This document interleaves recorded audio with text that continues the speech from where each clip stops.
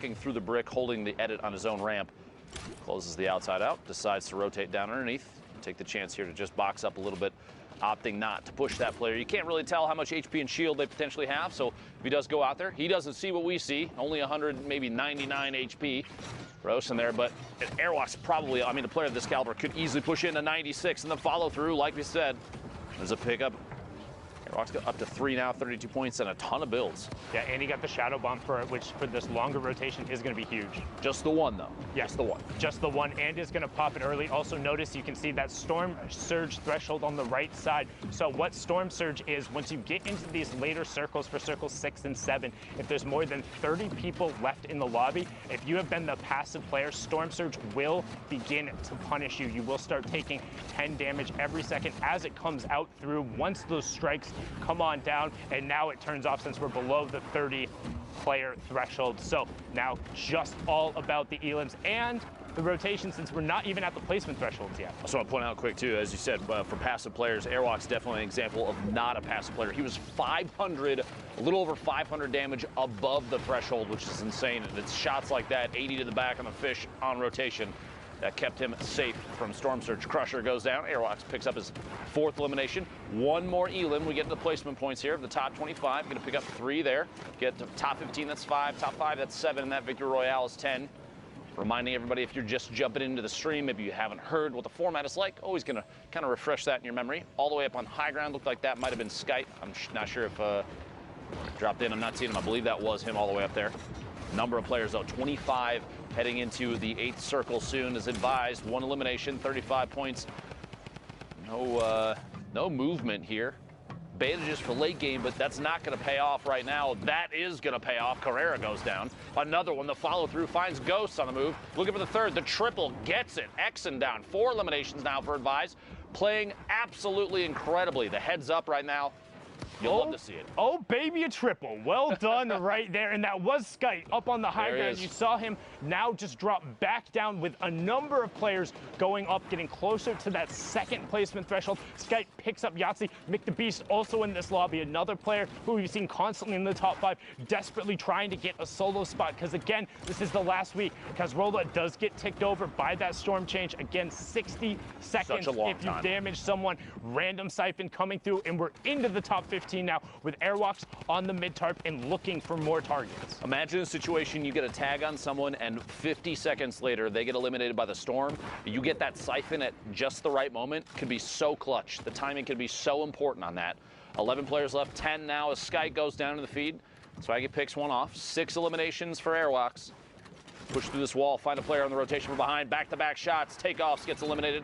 Airwalks picks up another one. He's doing so well at finding people on the edge of the storm, getting next to him, and then just dipping out for a second. But the one thing you notice, he never dips out into the storm for longer than enough to take more than 1 tick. It does take a second to go through, and Majestic actually just picked up a triple of his own because of those storm changes. 1 player he elim'd, 2 got ticked over from the storm. That should be the player potentially up on the high ground, but now we have our top 5. Airwalks, 2 builds left, is running with that campfire now, but is sitting on 7 elims. Advise all the way up on the high ground. Majestic was on the low ground with Mick the Beast. Airwalks in the bottom right-hand corner gets traded out by Mick the Beast. Zadek drops down in the shadow form. He's not jumping around, so the player doesn't know where he is. 80 to the body. Can he find it? Pushes through with the combat. Says, I don't need a pickaxe. I'll just take your wall anyway.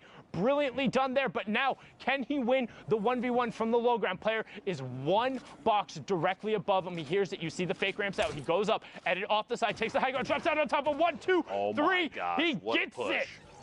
Literally waiting till the last second. The fake out on the ramp with just, he had 1 build left at the last second. So he was literally the almost the most efficient he could possibly be with all the materials that he had left. Opts to move up a different ramp, throw his opponent off, drop in from above. Excellent high ground take, excellent push with the combat shotgun, and the Victory Royale. You love to see it. Well done there from Zadek now. You see Marcotte and Fool right on the edge of the zone. An intense little 1v1 right now. Trap does go down defensively. Fool saying, I'm having absolutely none of that. You can see he wants to try and get the materials that are there. Trap does get broken on the other side by Marcotte. And now you get a nice little box fight. So this is one of the things, if you want to learn how to get good at competitive Fortnite, learn to fight from a box. Blows the whistle, says it's time to go. The whistle just signal the push. Honestly, oh, that's very funny. Push in there. Fool gets 2 taps there. The shotgun follows through a 92 crit. Gets him the elimination. Gonna double back, pick up the rest of that wood, anything that he can top off with. Oh, shots coming in from the sides. Gonna have to wall himself off, double air, and ops instead of popping the minis to shadow bomb, just because I think the fear of positioning there and exposure. Maybe adding a little too much tension. Did take 1 more tap on the move. Gonna have a chance to heal up. Meanwhile, the top of this hill, thick with players. Where they stacked up, trying to make rotation here. 41. Actually there from the stream. Trick Pog taking forward. Crew also in the match was second last time we saw him there. We got a number of dual qualifiers over on the side there. Players looking to get their solo spot. You see Kuma using the stink to try and force the player forward and then editing out. Boom, there goes the second one, knowing they can't stack in volume. And Quadra, that one smells. Go get yourself a gas mask. Try and queue back up. Good when you're sitting on 3. Elim's now holding the edit. He's going to try and peek on through, deciding to apply a little more pressure. Oh my gosh, the back-to-back. The stink bombs, very lethal, especially at this point in the game. You have to realize these players understand if there's people that were caught rotating, got tagged up significantly, and didn't have the ability to heal, as will be the case quite often in games like this where you have so many people in such a tight space. There's a good chance that people that are boxed up in front of you are potentially missing HP, maybe some fall damage, maybe they got hit by multiple people on rotation. They could have been, I mean, we even saw a Shadow Bomb player get shot just moments before that, and we're about 50 HP. That is a good opportunity to just chuck the stink in there, maybe do an HP check, see if they're low, and in this case, it pays off. 2 eliminations with basically no effort. And as you said before, we're looking to get the player count down to 30 before that Storm Surge goes away. We're sitting at 38 above for Dave, 32 players left, so 2 more need to go down. Oop, boxes the baller in. The baller is going to just boost right on out, says I want nothing to do with that. Now you can see on the side, Dave getting another tag there. You see that threshold number also going up. Needs to be conscious. He left that edit open, but the player, because his back is to the storm, isn't going to have time to take shots towards him. So well played from Dave. Other player pushes it, and Tripburn from Singularity kind of caught a little bit there. Seemed like he was going for an aggro play, but I think potentially he expected Dave to not look back because, oh, the catch. Good grab there. Tripburn, I feel like was thinking, okay, Dave's not looking at me. I'm just going to step out. I have the angle. I'm going to take the shots from this side, and ended up kind of getting clapped very quickly. Dave's reaction, rotation down there. I'm not sure how to say that name. I'm just going to put that out. It looks like a sneeze. I apologize. Yeah, I'm not even. I normally even try and attempt on that, but we're in the top 25. Let's pay attention to the rotations. As you see, a number of players playing billiards there on the low ground. Crew up on the high ground. You have WGS Jag, the player from South Korea, playing over in Europe right now. This is the most ballers I've seen in the lobby in forever. The most ballers I've seen in the game easily this weekend. I mean, I don't think we saw this many ballers in Europe when they were at 300 health. Europe has an affinity or like a particular hatred for its ballers rolling around. We've made comments in the past about how they always seem to be fans of taking shots at players that are in ballers on the move when they have an opportunity to. Maybe a follow through here, the back-to-back, can't quite find it. But yeah, look at how many are left out on the field. This is a very rare sight for European qualifiers. I mean, and it kind of compounds on top of itself because the more players who are in ballers, they aren't going to take shots at each other. And if you're not going to waste shots on baller players, you're not going to eliminate them. So, but once the explodes start coming out, that's when things get dicey because the RPGs can damage through the ballers, and with the 150 HP, 1 AR round into them, and then followed by an RPG can be a ton of damage. But now Pill is just going to go to work, ignore the ballers on the low ground, running around like they're a game of marbles, and he finds Trockley, and he finds Elocrest right after. 13 players left. Still on the rotation here, taking a chance to pop a mini. Does have the campfire, may or may not put it down. Not at this point. The Storm's too close to his back. He's going to have to push forward. Like you said, multiple ballers are still in play, and with players not jumping out and not having pressure applied to them, you're looking at way less than 11 people. The player count remaining, that's not the number that are actually forced to engage each other right now. The people in ballers are almost being ignored. The heavy snipe from behind, and Mavjo picks up an Elim, the push inside. He realizes, look at how many people are around in the same box. And then said everybody goes up to the sky. No Elim coming out there. So all of a sudden, 3 up, 7 down. Talazeto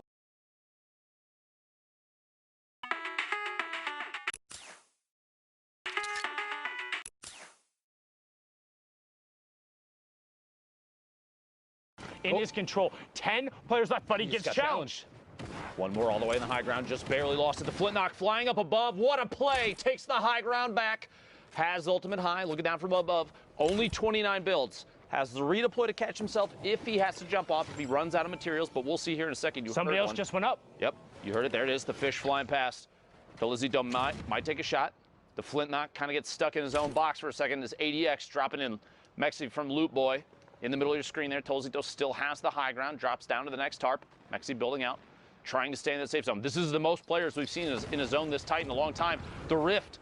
That's one. Is one player up in the Rift. So you have one player up in the sky. Tolizito on ultimate high ground. Power, Psyches, and Blackzo down the low. You have Tolizito in your top right. Power in your bottom right. Tolizito looking for it, and he finds Mexi out of the sky, and he gets the Cypher. Now he's dropping down with the redeploy, looking for Psychic on the campfire, and he finds it. Gets the siphon, and it's enough to put him over the top for the victory royale. Tolizito, you are mad indeed. The 2 elims being the swing. 12 points there. Well done, sir. The transition of the shot with the Flintknock midair into an immediate descend, the redeploy to catch himself, and then the swap to the TAC AR and spray through the build while the player was sitting on top of both campfires.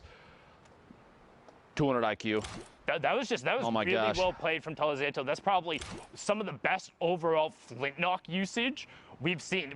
We took high ground, I think, twice. You did. Going there, and then additionally picked up a sick elim on the player out of the air with that heavy shot, and then dropped down. I mean, just well done. Literally, you were saying he was unchallenged for high ground, immediately got challenged, and then used the Flintknock on a single build out to take it back and force the player to drop.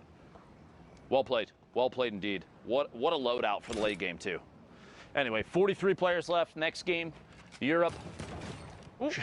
42 players left. 42 players remaining. I just shouldn't say it sometimes. Looking for 41 players remaining here in a second. Someone trying to pick up another one. That was the first elimination for this player this game. By the way, quick reminder, 5 minutes and 20 seconds remaining. If you would like to queue in, you're in the European region, now's the time to do it. Those last couple in. This is the last week for solos to qualify to punch that ticket to New York City. Don't forget it. And after that, there's no more solo spots. 8 more players will be advancing from Europe. We'll have 6 from NA East, 2 from NA West, and 1 coming out of Brazil. And then the solos competition will be completely rounded out. These are the final moments. Again, don't forget, we will go a little bit longer than the queue times because the average game of full Fortnite is about 26 minutes long. So need to let everyone finish up, get all of those results tallied in, because every single time it's going to come down to the last match of the server, those top point lobbies. And right now, Motor is trying to make a case to get into one of those lobbies as he's sitting in this cone looking for a peek. 42 players remaining, so again, everyone playing absurdly safe. Nobody wants to put themselves at risk, and Motor recognized that, trying to pile in on that player as Paquito and Freck get taken down, and we have our top 40, Tohaj, being taken down as well, and we're still 14 players away from the first placement threshold. Getting to the first full move circle here in a second. Circle 6 to 7, transitioning to the northwest. It'll be an interesting one, too. A number of players up on top of a hill. You see in the minimap there, that left side, the supply crate on the map. Holding the edit here. Motor trying to look out and see if there's anybody that might squeak out. He's looking back immediately behind him. I don't know if he realizes the player up above has an RPG. Oh, he does now. If he didn't before, surprise, there it is. A quick attempt. And the seal off, the close off of the edit there. Quick reset, well played from whoever that is inside. Yeah, I just saw a nightmare situation where he had pushed out right after that for the shot and just accidentally stepped in front of the heavy sniper bullet. Now you can see that storm surge turning on right there. Motor more than fine, 502 above. Might regret popping that shadow zone since had a community launchpad placed right next to him, but he's... Oh, I don't think he regrets it anymore. Honestly, Sundown, I think he's pretty happy about how that turned out. What a shot on rotation, a quick 180 in the combat. to the dome, picks up an elim. Sundown's mouth is literally sitting open. You can't believe what he saw. That was ridiculous. But one thing that players might not be aware of, he bunny hopped right there to get maximum distance. So what that is spamming your jump button right as you hit the ground to get a little bit of extra horizontal distance, and it carried him past the player. So he 180 and one-hit him with the combat. That's what I talk about when, like, sometimes I feel like these guys are playing a different game than I am. Yes, I know for a fact I can do all of those things. That's not Fortnite. I don't know what that is. That's not Fortnite. That's some craziness. It's nuts. These guys pushing the envelope, but Mongraal, speaking of pushing the envelope, not going to pull a Mitro on the dual partner there, opens the door, gets over onto the side, and is desperately looking for every point he can. Doesn't want any interaction if he can avoid it. Will he find it? 2 HP? And he does! Motor gets taken down. 26 players remaining. Mongraal, that could have been your moment in the box. 2 HP. Erosi gets Aki. That's 2 more points going over for him. That could be huge. That could be it. And now Mongraal on the side of the zone, back up to 75 HP. What can he do with it? Will the siphon in the mats be enough? 70 materials on the side of the zone. 24 players left. Less than 5 minutes left in the queue times. If you want to go to New York City, you show up right now. And unfortunately, Mongraal is out. Let's see if he can get another queue as the rest of the match is now running. Provoked up on the high ground. You see Stompy, Martez also hanging out. Martez trying to take the high ground away, but SV Alman is up there as we hit the second placement threshold. Top 15 now. Stompy picking up another elimination of the feed. Provoked at 3 eliminations from Fnatic here. Stompy picking up actually another one. Stompy absolutely owning the feed. Provoked trying to box up, stay alive, very edge of the zone. Takes the chance, an opportunity to pop that slurp and get a little bit of a tick. Moves forward, trying to top off the HP. Players fighting underneath him, looking for a chance to establish a base of operations on the move here. And it's going to be difficult. Does get the mini off, though. Look at the players from behind.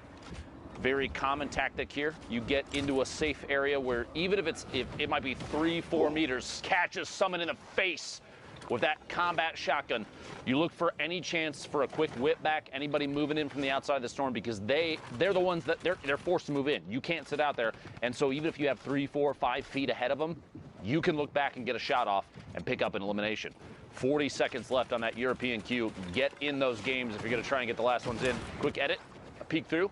Cubx gets tapped one time, very low. Now you have to remember there's a 60-second window after that damage where if storm damage maybe claims that player gets an elimination, it's going to count for Provoked. Dropping in here, 8 players left. Quick swap, shot, back to back, and MQ goes down. Looking for another, players underneath on rotation. Quick headed down to push in, finds another on the outside. One more, looks for another, gets it. Stompy gets another. 3 eliminations, the triple in the feed, and there's 3 players left. Provoke on the ultimate low ground right now. 1 mini pop, moves all the way to the edge, pops. First campfire down. He's getting pressure from both sides now, and this is the top 3. Can't find the shot. It's AIM Cubx who gets it. That's 52 points for Provoked. And again, each one of these elims, each one of them matters more when you're in these high points lobby. Martaz on the high ground, Cubx on the low ground, 39 to 49 points. Martaz wants to close this out. 27 builds to the 0 of Cubx, and that's going to be it. Martaz closes that one out. 43 points so far. Queue times are closed. The last matches will be coming in, but for now, we're going to throw it back on over to Courage, who's in the studio. Thank you, gentlemen. Yes, that is it for the queues out in Europe. You see how dramatic it can be in these final moments. We still have more games to bring you. We want to make sure you get caught up to speed on those exact last matches, but I know, Zeke, we've had some things you were taking a look at that you want to show everyone at home. Yeah, man, let's do this. We've got some cool clips as we make our way into the station. Just some really fun clips that I wanted to take a moment to talk about. Wolfsies, of course, just had a dope flick shot. Look at that, over on Violin, and just absolutely incredible. This is the level of skill. And I just want to highlight his rifling skills and just the way he approaches this fight. He knows the players down below, no builds, and you can just see he's using that brick floor, just ducking behind, making sure it's absorbing as much damage as possible. Airwalks. This is someone for me that I truly believe and I want to see go to the World Cup Finals, especially with the last opportunity. Him and his duo partner Nikov have already qualified in duos, right? We even know his other teammates, Kinsar and Hunter, have also qualified. The difference is that Kinsar right now is the only member from Solary that is qualified for the solo format, and Airwalks is looking to do the same. We're going to watch this incredible spree. Just look at the way he's navigating all this density, right? His game sense and his awareness is on point. He's going to pick up 8 elimination total in this run. Now, unfortunately, he does not end up getting the Victory Royale, but just look at this. He's unbelievable. Once he gets going, it's very difficult for him, for anyone to stop him. Now, we're going to see his untimely demise here. He is going to go and try and challenge a player. He's going to pick them off, and he does get traded back out. Now, keep in mind, though, he did make top 5, so he still got the points from that. Now, Tolecito, we saw this incredible play. I thought this was incredible because he used the Flint-Knock to shut down Mexi up on the high ground. And then just look at the HP from everyone else.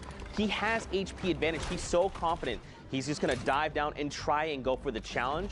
Even if the player had traded out, he would have been in a pretty good state either way. So it was a pretty good game for these players. I mean, it's finals day. You know everyone's showing up big, making plays. Insane right there to have the confidence to drop on down, redeploy. But guys, I'm not going to hold this up. We've got our final games from the European region. Who will make it to the Fortnite World Cup finals? Let's find out. Thank you so much, Courage. Also, just want to give a shout out real quick to the guy running the AR wall. Whoever picked the screen that was right there, the way the 2 lines lined up with the black floor. It looked, I was sitting here and I'm like, all right, that's a cool shot. So, you know, hashtag Fortnite World Cup. We give a bunch of love to the observers. Give him some love right there. Great screen. But now we're on board. Again, these are the absolute final matches. Queue times are done. We are in Europe. 8 spots up for grabs for the Fortnite World Cup final. This is your last opportunity. If you are one of the best, you need to prove it right now, or you will not be on that stage. You won't be playing with Tfue, with X2 Jordan, with Stompy, and 6J trying to make a case for being there as he picks up Zgrin and then gets on his rotation. Absolutely ridiculous.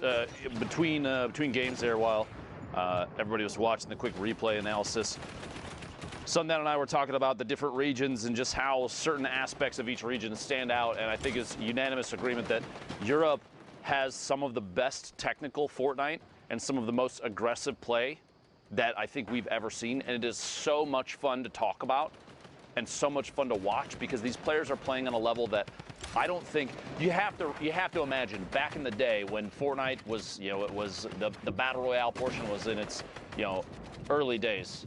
No one imagined the game would get to this. You can't possibly have said, oh yeah, one day we're gonna watch players, you know, the technical skill and building and quickly editing and dropping in through floors and pushing walls and doing all these things, everything that they do. No one would have imagined it was going to come to this, the quick edits and push through Kais and picking up the first Elam. It's things like this. You could not have told me this is what Fortnite was going to evolve into. And you have to admit, whether you love or hate the game, no matter what you think about it, how things have changed and grown is fantastic to see. People are really pushing the technical skill that I think Fortnite has to offer in a way that no one could have predicted. I mean, it's actually absurd to me, and like I said, I've been able to be a part of the process from playtesting through all of this. You've been around since the beginning. Yeah, I've never would have fathomed that players were doing this. I think one of the first things when I saw this, I was like, oh, it's good because you can be aggressive because you can like build at someone in your own cover. You don't just like hide behind a wall and stuff. And now it turns into, instead, these guys are building literal tunnels and mansions and skyscrapers in the span of 2 seconds. I think one of the plays we saw yesterday with the player, 1 by 1, threw a trap down, edited a ramp, and shot all in the span of 0.2 seconds. So I'm like, all right, you're playing a different game than me. Yeah, right there. Skype taking away Yarkos' ceiling with a single shot, double replaces it, double edits down, and then pushes in the space of nearly a half second. He gets it 50, or I was about to say 57, but 60 points now as the top 15 does literally just take over. The player gets taken down, and Skype is creeping up into that qualification range. Again, top 8 players will go, and this is the last shot. How they earn the points, top 25 is 3, top 15 is 5, top 5 is 7, the Victory Royale is 10. Each Elam is 1, and Skype certainly knows that. He's been playing absurdly aggro. If he hits you, he wants to go. You saw for just a second in there a quick attempt at maybe a heavy sniper shot, but he realized it wasn't loaded, opted back to try and push through the ramp instead. Very quick thinking on Skype's part, the swap out for the combat shotgun instead of the tac. Pretty common there, player looting inside, but Skype more focused on rotation and position as placement points will be everything for a player that is this close to making it to New York City. That was so good by him to go around the backside of that building so he could extend the Shadow Bomb timer up to now get up to the mid-tarp. You have Light up on the high ground, 13 up Nay, now just dropping down on the tarp below Skite. So Skite is on secondary high, but he's boxed up right now. Light's going to begin to work top down as we still have a number of ballers who are going to begin to get shot out as we head towards the second placement threshold. Kinzo gets taken down there, and Light continues to rain shots down onto these ballers, saying, hey, you got to play Fortnite with the rest of us. Burn your mask, get out of there. Top 15 is on the board. John22 on Twitch picks up Calzo. Uno OG goes down, and Light continues to check his top, make sure he's safe, and then rain shots down. Dalo gets taken out as we get closer and closer to the top 10. 12 players remaining. Light still ultimate high ground. Skite right underneath. And I believe I saw for a moment Benji Fishy was in this game, but it looks like he's been eliminated at this point. Kaizen on the ultimate low ground, going to have to take an opportunity to heal up if possible. 9 players left, and Light is looking for a peak shot on a player in rotation, trying to challenge potentially the high ground. The pyramid of the play underneath kind of signals to me maybe not pushing up just yet, and I think Light realizes that, taking a chance to look down at maybe other players in the move, and yeah, he sees another one.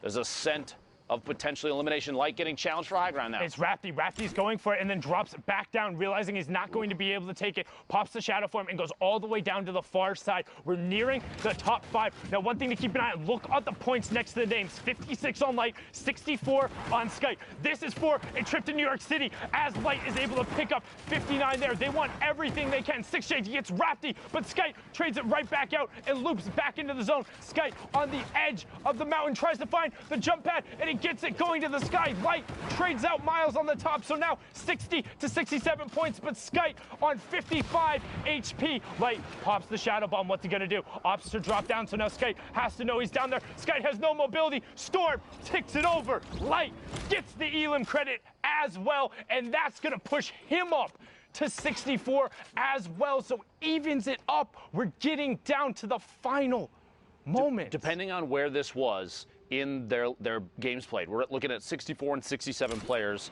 for Light and Skite respectively. That potentially could have been a prevention for Skite to make it to New York City, or pushing Light all the way close enough to qualify if he has a game left. People have to realize these end games, when you see players at those point counts fighting it out for the victory royale, it can mean the difference. We saw it, I think, last week in NA East, a team just literally fighting the last second, the very last match, and the fact that one team took the win is what put them in the placement to make it to New York City. It was week 6 duos, and it was RBK versus the Cooler Boys. The Cooler Boys, the Cooler Boys ended up winning the 2v2 from the low ground, got the victory royale, and the 3-point difference from the victory royale, not even the elims, was enough to deny the RBK Boys the spot. So when we talk about high impact eliminations, high impact engagements, and everyone mattering, when the queues are closed, these are the last matches on the server, so not exactly live, but about 5 to 10 minutes delayed. You are deciding your trips. You're deciding other people's fates, and these are the moments when you need to clutch up. We've talked about before, you don't have to be the best, but you need to be better than the person across from you. And when you're dealing with the best of the best in a trip to New York City, that's still got to be really good. That's why I'm here behind the desk and not at the game. I'm so glad these guys are so good. They make our job so incredibly easy. And it's so much fun. If the gameplay was really difficult, it'd be hard, but it's so hype. You guys are so good. Just shout out again one time, #Fortnite World Cup, to all of the players who have competed in the arena, in the tournaments, on Saturday, on Sunday. Thank you so much for doing this and making incredible plays and giving us this opportunity. I do want to say too that one of the most common, I think, criticisms of competitive Fortnite is typically, the shots through, kills only, almost finding that Elim, gets one big hit, can't quite find the second. Exotics does pick that Elim up. I was going to say, one of the most common criticisms of competitive Fortnite is, everybody's sitting in 1x1s, not doing anything. You know, it's kind of slow play from time to time. I want them to pull this stream up and watch through these European games. Let us get to NA East and NA West and just how much pressure they apply at times. We literally just saw a player run out, push through a box with a heavy snipe and push inside and get an elimination, feeding into like window edits and shots through there with the combat shotgun. Competitive Fortnite, There's tension, there's action, there's pressure applied from every angle sometimes. You really have to dig in and watch long durations of this to see all the craziness that happens, because people are elevating the gameplay every time we watch it.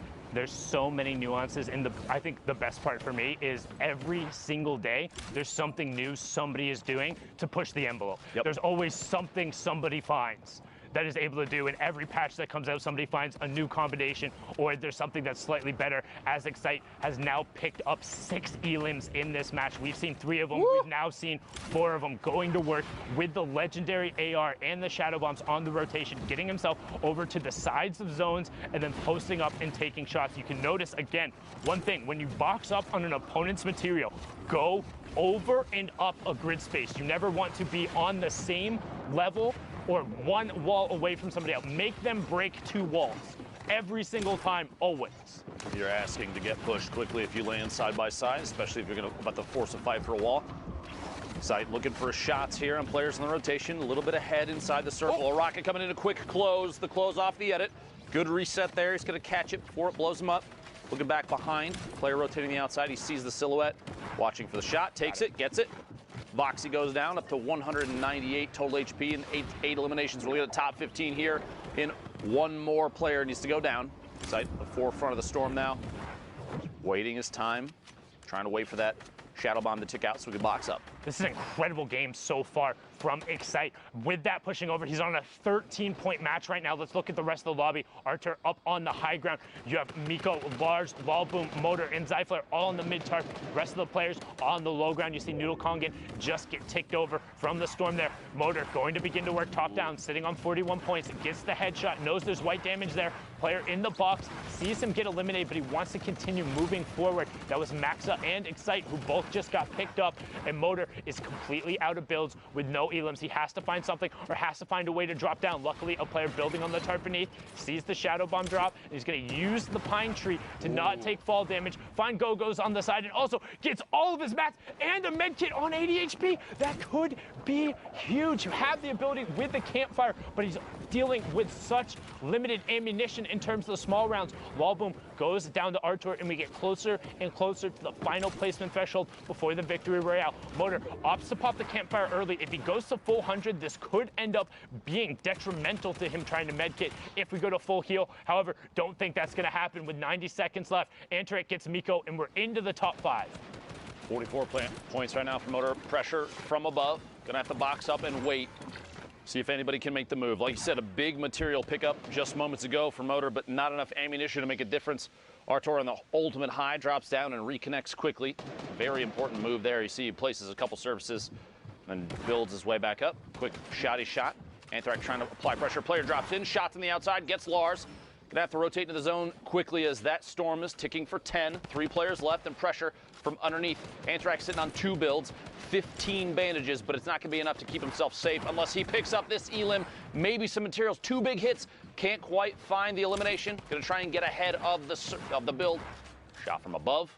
Pressure from the third party, and Motor picks up that elimination. A 1v1 heads-up situation. Motor at a huge disadvantage in the storm, ticking slowly, and Artur sitting on enough builds maybe to apply pressure. Down to 10 now, the drop in, and finds the elimination. Only 2, but it still gets the job done. A 12-point victory royale pushes Artur to 42 points thus far. And again, don't forget, with the prize pool being doubled this week, even if you don't get one of those qualification spots there, the money is doubled in every single one of the placements. So each one of those interactions could be the difference in a little bit of a bigger paycheck. But now we're swinging right on board over towards one of the snowy biome areas in Happy Hamlet. 38 players in this match. I think Happy Hamlet's worthless. And what's it like? As in you don't like the drop spot, no, or terrible. as in like the town like shouldn't have ever been developed? I think that they have outdated laws about leashing your dogs, and I also think that the loot positioning is poor. I do not like Happy Hamlet. If you agree with me, hashtag Fortnite World Cup. All right, hashtag Fortnite World Cup. What is your favorite solo drop spot? I know Lupo's is a not happy Hamlet, so what's your favorite solo spot? What's your current solo drop spot? My go-to typically is going to be, okay, so there's a little pirate camp in the southwest of Pressure Plant that before the volcano went off, that's where I was consistently dropping. Recently, though, because of the changes, I really like Valhalla. I like the Dance Club. If I'm dropping solos and I'm not going for, like, because there's a different play style. Competitive, super serious, ultra World Cup qualifier, where are you dropping solos? I'll go Valhalla, and if that's contested, I'll fly past the Snobby. Okay, cool. I like that west side of the map, typically because it is not often challenged. You have so many opportunities for rotation. And the only problem is, like, you have the rocket base that now is kind of decayed a little bit to the northeast of Snobby. You have Valhalla that's up there. That you have a lot of places where there's going to be people that can see down from above.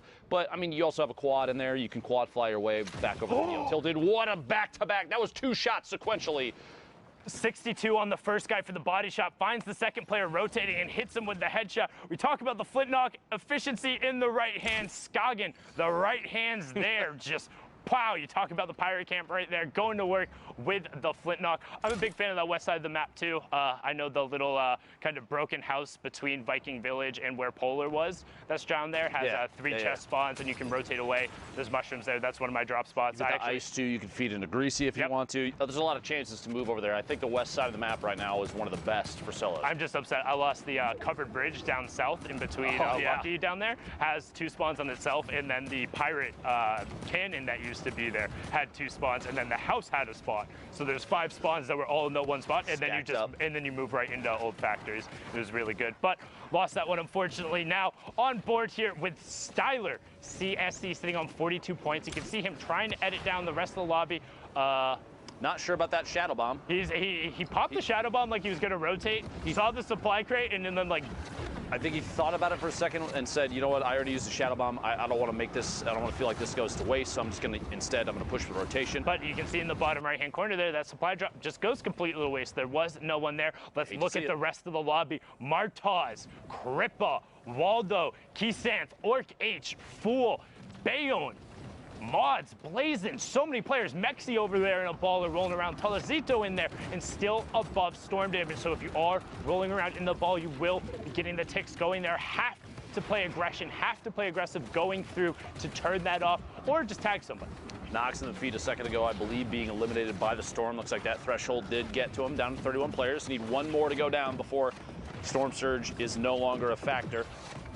94 above right now for Styler, taking quick peeks, maybe thinking I need to get a hit on somebody before it's too late. I'd say back-to-back hits is pretty good there. Picking up an Elim, pushing it to 30 remaining. 1 through the wall to the right.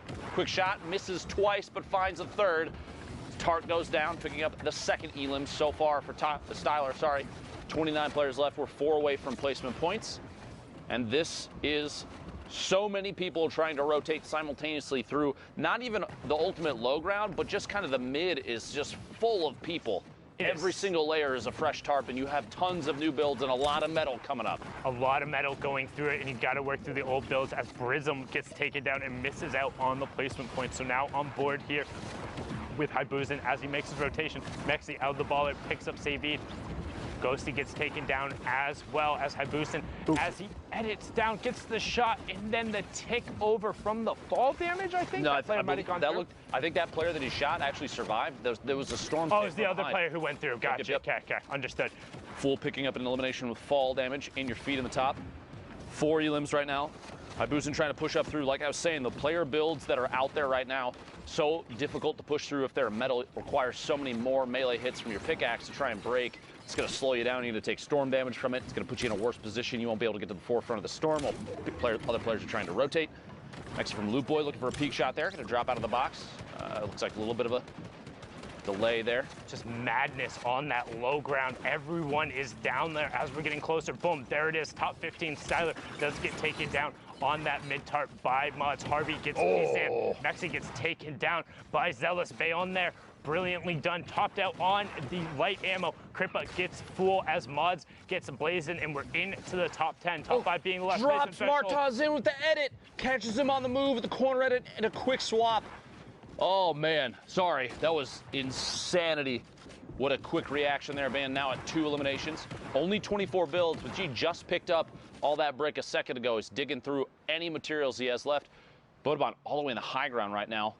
A single layer across, but it doesn't really matter. No one's looking up, and he's got RPGs for days. Looks like he's going to look down from above and try and take shots. Good pick up some Kripa on this mid-tarp right now as Bothobon is going to work down. Bayonne on the mid-tarp. Top 5 just happened as Haibuzin gets ticked over. Shadow, will he be able to pick it up? Bayonne gets Shadow, though, on the turn. Can Bayonne catch back up to the zone? And ramp. Kripa gets caught by Bothobon on the high ground. The single tarp strategy on the high ground. The one rocket he fires down for an Elib and the Victor Real. He says you can take that out. 11 points coming out from Bothobon. Well played there. Even just the single layer of brick, because there were so many layers of material below, that's actually really, really good thinking on his part as he's moving forward.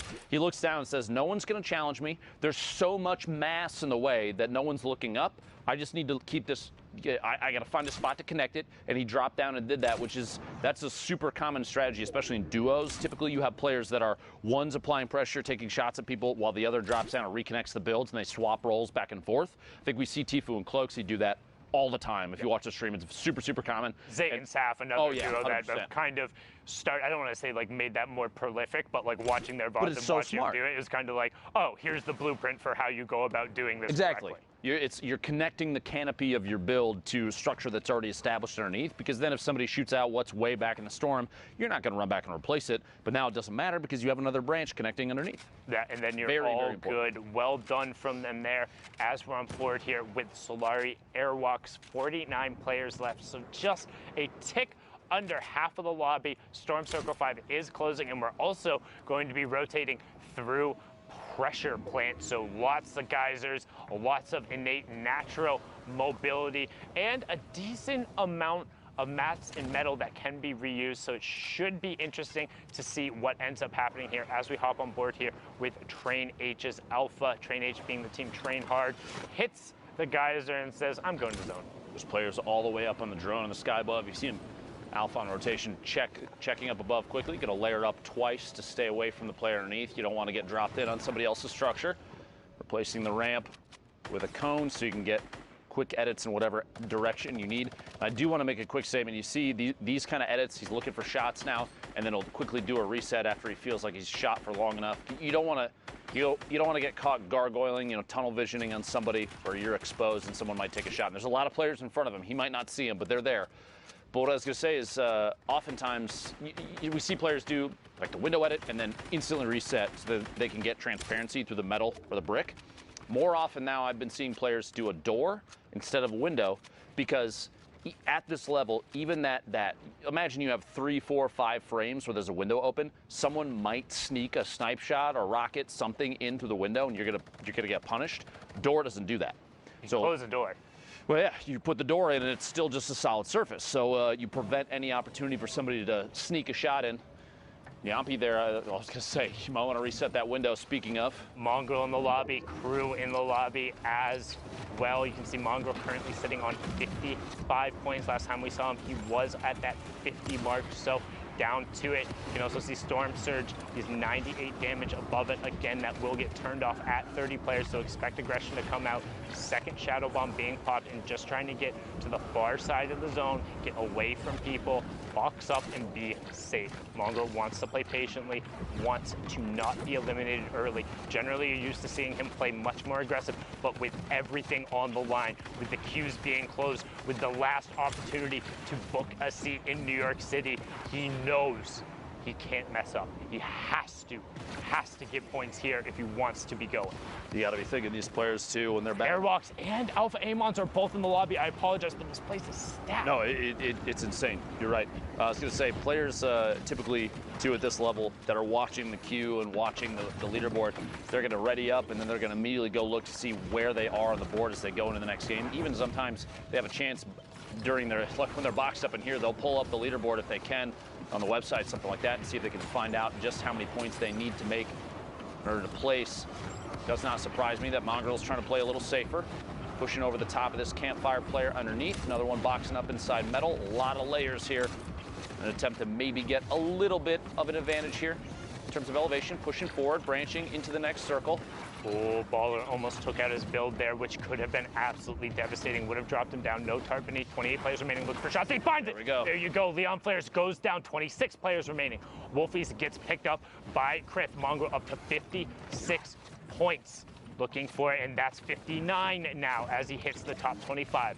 Player directly next to him on the box, but trying to pop that. And Crew goes down as well. Was in the top 25, but that was the player who was in the second place last time we saw. You have Windstrike Mayhem, who was within distance. Now you have Airwalks, the Solari player, at 53 points, trying to drop him down. RPG up on the high ground. He follows it right away. Suat gets swatted out of the sky, but Astro SMZ is also making his push for the top as he's picked up his third Elim since we've been watching. Mongo gets another one, picking up Romo as we get closer to the top 15. Airwalks getting some reloads into that combat shotgun, wants to make sure he has every tool available as we push down to the final fight. Airwalks up on the ultimate high ground. ETQ rounding around the storm. Mongo going to challenge on the mid-tarp, and he gets Carrera, and he also gets into the top 15 as we slide on board with Train H's Alpha, puts the trap down, and he gets Astro. Astro knocked out. Could be his World Cup run over there.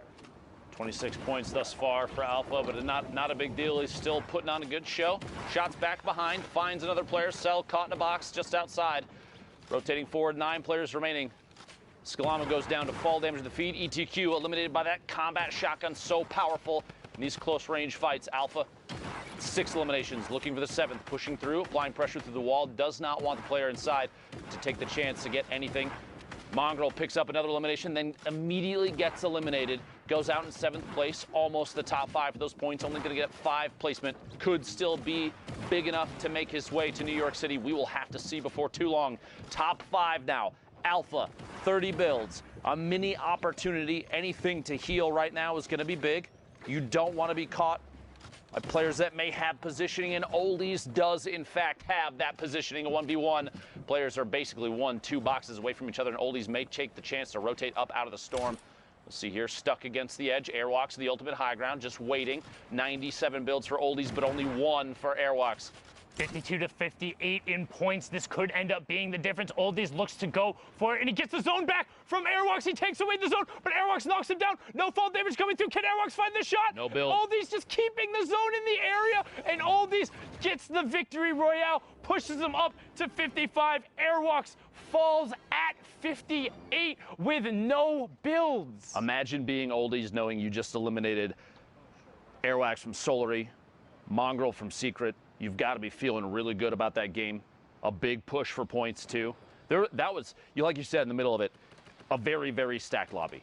A lot of pressure, too, because you have so many players now in these games that we're showing you. You have to remember at home, the ones that we're trying to pick the ones that are best for affecting the leaderboard, because these are the plays that you need to see. This is Europe, by the way, if you're just tuning in.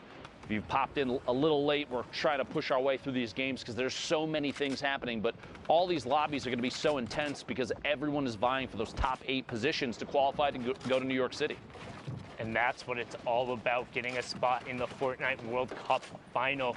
This is week 9 of the online open qualifiers, the last chance in the solos competition. And if you want to sit on that stage, if you want to be playing with the best of the best, the Bizzles, the Vivids, the T-Fuse, the Dementos, all of those top players on the stage with FaxFox and Vanny, you have to clutch up right now in these final moments and against the best players, because if you're unfamiliar with how the tournament matchmaking works, it's 3 hours, 10 matches, and as you climb in points, you're matched with players close to you in that point range. So the matches only get more difficult, the players only get better, and these are the times, these are the fights you have to win if you want to be playing for your shot at the $30 million. A quick note, too, if you're watching, this is the final game for Europe. Everything for these players to qualify for solos for New York City, to play for $30 million on a stage bigger than any stage Fortnite has ever seen. This is the last chance for Europe. There are a lot of fans out there of a lot of these players. Do me a favor. Go on Twitter. Tag your favorite players and show them some love. Keep the negativity out of this. Hashtag Fortnite World Cup, because Fortnite has done something that not many people ever thought would happen. They've put a focus on every player that has played out of their minds. And I want to be sure that all these people that have played, have qualified, have tried their heart out, they need to know that you're supporting the heck out of them. So again, hashtag Fortnite World Cup, please let your favorite players know that they've done an excellent job. Win or lose, doesn't matter how many eliminations. All these people have a lot of heart. It's important that they know that. Indeed, a lot of heart coming out from all of these players. It's so incredibly hard to get. I laugh as you say, but honestly, what a perfect name to see pop up. All that being said, no mercy this week. Weigh-in picks up it. He says no mercy this week. Indeed, it's all about those last spots, trying to find the Shadow Bomb player as he rotates through, getting the shots going off here. And this is what it's all about. Storm Surge is on for 3 more players. Weigh-in pushing forward. Lacey Sher gets Bass and then gets traded out by Rasmussen. We have our top 30. So Storm Surge is off. First place in the threshold in 5 more players. Black Sue over there in the mid-tarp, going to hop on board with him, sitting on 46 points right now. Going to need a monstrous performance if he wants to top off. He's seen a number of players pushing up towards that 60 range. Don't forget, 8 spots coming out of Europe. Top 25, the first placement threshold, and Blacks is in a good spot to hit it with the 4 Shadow Bombs, using the first one now. The stream's got to be feeling good about how their players playing thus far. Black Sue and Skype both excellent thus far. Potentially see Vato at some point. We'll have to find out. 28 players, 26, 25. What a quick shift in player count. Points going out. 3 for everybody left on the board, down to 22 already. This rotation has been lethal for so many. Such a big shift, down to 21 now. Chip goes down, 20. Every time I feel like I say, we're about to see 19, there's another elimination. The Toxic Donut removed from the game. Black Sue pushing forward here, 2 eliminations. Don't want to get caught by someone boxing up, as we've seen so many times in the past. Trying to maybe land somewhere inside a box with a launch pad. Going to move forward with the Storm. Excellent position now. Has a chance to kind of wait and peek back behind. Someone is up above. He's got to be careful there. That Edit going to jump up and move on through to the next section of this circle. Still not stopped. We're very close. You look at the mini-map, the blue and white cross over the circles. Once that happens, you know players are going to start boxing up and peeking back for sure. Back-to-back shots, back-to-back eliminations. No, he only got one of them. Darrow got the other one. That first. could end up being huge. Like we said, every single one of these interactions mattering, but Blackso trying to push the envelope and get every elim anyway. Will he be able to find it? He hits the shot, gets the siphon onto Purge. All of a sudden, Blackso has single-handedly fragged his way into the top 5, 57 points, but we've seen more. He needs to keep pushing. This is the last match on the server. This is the top 5. Frenzy, Nate, Screeky, Masato, and Blackso will be closing out the European region. Blackso right now extending the timeout on the Shadow Bomb. He's in your bottom right. He drops down. Nate gets taken out by Masato. Frenzy begins to work. Top down. Takes 55 fall damage. Blackso pushes in. Him and Masato in the same box. Masato disengages around the side. Blackso desperately trying to find the shot. Needs everything he can. Top 4. Screeky goes down as Masato finds it. Frenzy continues working from the top down, but Blackso needs the space. No builds left on Frenzy. 47 points for him, 57 for Blackso. This is his chance. Can he get Lestream to the World Cup final? He's looking for it. He finds the first shot. 88. Can he convert? No. Frenzy picks up the elim, but he finds the 30 right after. Needs the elim and the victory royale. 461, but can it be enough? And can he close it out? He's looking for the shots. 49 shield, 85 health, no builds from the low ground player. Frenzy gets cleaned up. 61 for Lestream's Blackso, but will it be enough? Courage, will it be enough? We will find out, folks. 5 weeks of solo competition have led to this moment in Europe. The queues are done, and now it is time to find out who exactly has made it on through to the Fortnite World Cup finals. Who will take up those final spots from the European region? I think it's time to take a look. Here we go. Ladies and gentlemen, first off, congratulations to Andretta, who throughout the entire day was in that top spot. Crew, Skype, Light, Mongrel has made it on in. Was what everyone was wondering if he was going to do it. Yep. People had high expectations. He clutches in the end. Mku, Teak. And who did we just see in that last game? There you go, man. Blacksu, he makes it in for Lestream. That's huge for the French-speaking community because we saw Solary already go through, and Lestream kept getting edged out every week, but now it's Blacksu's time to shine. Really quick, though, Andretta. So you talked about this guy's been on fire all day long. Yeah. We actually kind of pulled stats on his previous week qualifiers. For the previous solo weeks, 291th place, 127, 218, 610, and now first. All day long. Went from like 50 viewers on Twitch to like 20,000. Send Andretta some love. All his hard work has truly paid off. These are the 8 that are coming through, Courage. Congratulations to them. I think there's one more thing we can do. It's time to punch their ticket. Zeke. I'll start over here. Start over there. Boop. There you go. Andretta made it. Crew made it. Let's hit the middle one. Skite made it. There you go. Light. Mongrel, congratulations again, brother. In the middle, Mku, and finally, Teak, and wait. There you go. Blacksu as well. There you go. The 8 players from Europe who will join Moffin and Rona season, as we saw earlier, making it on in. Incredible stuff. Europe was an insane day today, just as we expected. High-level lobbies, tons of people left all the way to that 5th zone. But here's the beauty of it, folks. We've got more action to bring you. We're going to go to a quick 5-minute break. When we come back, we'll catch you up to speed on some of the other regions before we kick off the NA East action. Zeke, this is it. This is the last chance, all right? People need to know about this block party, all right? This is your last opportunity.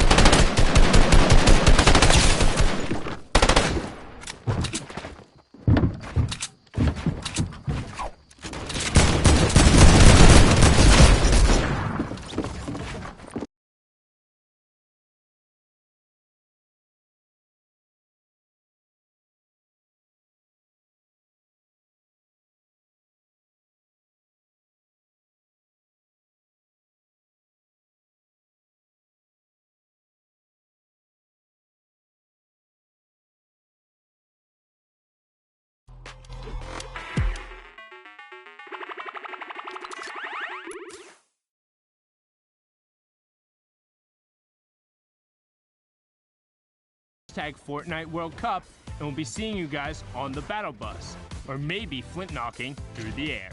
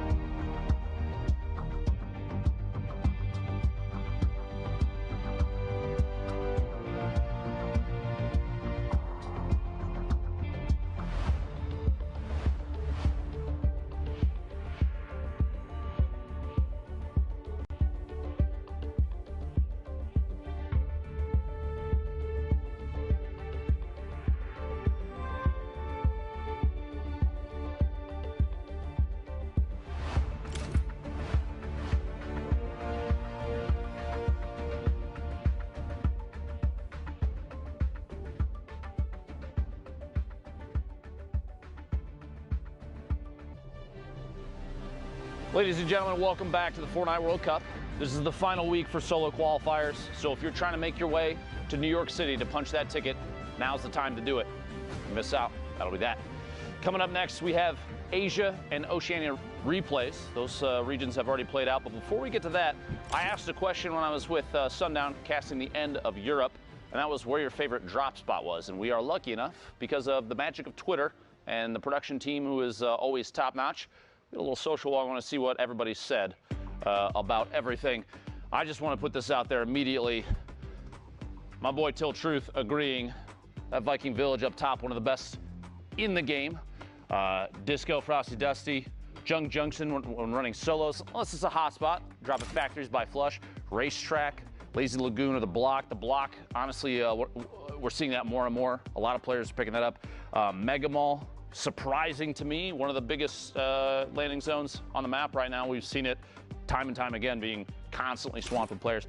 Paradise Palms, Salty Springs again, Pressure Plant, and I believe that is the very southeast corner of the map. Some players call it Westworld. There's all sorts of names for these locations where if they don't have a POI name on them. It's kind of interesting to see how creative people can get. So I appreciate that. Thank you very much. I'm always curious where people are dropping as hard as I can to avoid any of those spots. Thanks for telling me where to not go. But I do want to see where Asia and Oceania go. And in order to do that, in order to look at those replays and get a play-by-play of everything happening, I need some players to give me some insight. And those players, in this case, will be Monster D-Face and Zeke. Thank you, Dr. Woo! Lupo. Back Monster, at it again, Zeke. Are you ready? Ready to rock it. I believe you are ready. That's why you gave me the fist bump and not Courage JD. Fortnite fam, we hope you guys are ready because it is finals day. We're hopping into some replays from Oceania that happened this morning. We want to get these guys up to speed, have them, share their moment because them qualifying was a big deal. Yeah, absolutely. So let's get ready to hop into these games together. Is there anything you're excited about? You looking forward to, Monster? I mean, I'm looking forward to just watching all these games unfold. I follow like every competitive player on social media, so to wake up to my peers, kind of happy that they pushed through, or unfortunately, sometimes, you get the other tail end of that, see their errors where things kind of didn't fall in line for them. Because at the end of the day, no performance is perfect. And when you kind of go back and really look at it, a lot of times you spot your own errors. So it's kind of crazy how much Fortnite has developed and evolved and how much more room for perfection there is in this game. For sure, man. I mean, we can always be getting better, not only in Fortnite, but as humans. And of course, at our ability to eat chicken parmesan, because I will never be able to eat it as incredibly as Courage JD can. 44 players currently. Graciously. Yeah, he's voracious with the food. 44 players here at Storm Circle 5. We see this all the time, right, Monster? That was a great pickup of Magsy there in midair. But we see this all the time. Finals day is very different than Saturday's qualification rounds, right? Saturday's semifinals are typically very elimination heavy. Finals, they know what's at stake. They know they have to play conservative, play for points, play for placements, and that's what we're seeing now. Yeah, it definitely goes without saying that these last days when everything's on the line, there's just so much more pressure on you to perform that you are going to be more hesitant. But not only that, you have to respect people that are able to make it through to the top 0.01% Sunday for qualification, because at the end of the day, look at how many players don't make it to Sunday. Like, literally, it's not easy to crack out 30, 50 points, 60 points if you're on EU at times, just to make it through. Like, the competition is that stiff. So there's a lot right down the line. If you make it through to Sunday, you got to give yourself a pat in the back, regardless of how you do it.